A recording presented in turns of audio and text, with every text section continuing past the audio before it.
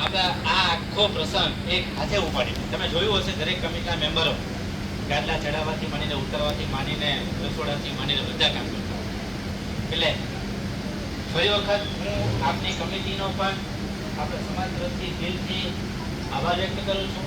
જ્યાં જ્યાં જરૂર પડે હાજર રહેવા વિનંતી કરું છું. હવે આવીએ તમારા ઉપર.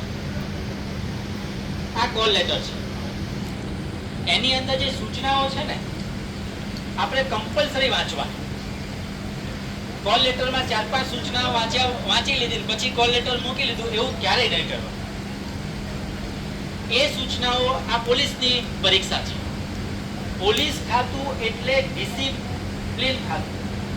મેં હમણાં 15 મિનિટ પહેલા કીધું કે ભાઈ થોડાક આગળ આવતા રહો.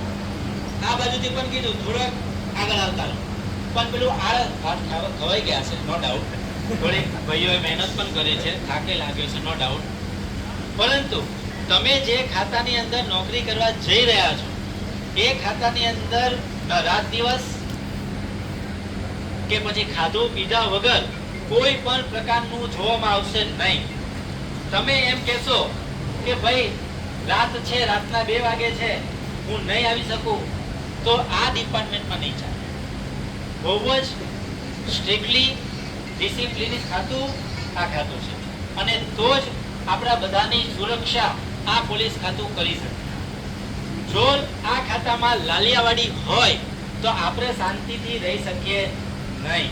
આ પોલીસ ખાતામાં તમે આવશો એટલે નોકરીનો કોઈ સમય રહેશે નહીં અને ગમે ત્યારે 24 કલાક હોય તો 24 કલાક ને 2 પાળી કરવાની થાય તો 2 પાળી એ કમ્પલસરી તમારે કરવાની.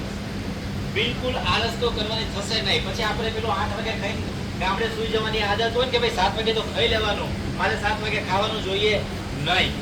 અહીંયા ખાવાના કોઈ ઠેકાણા ના મળે. કોઈ એક પ્રકારની તપાસ આવી ગઈ હોય ને કોઈ હમણાં કોઈ પ્રકારનો આપણે જોયું 2-3 બનાવો બની ગયા.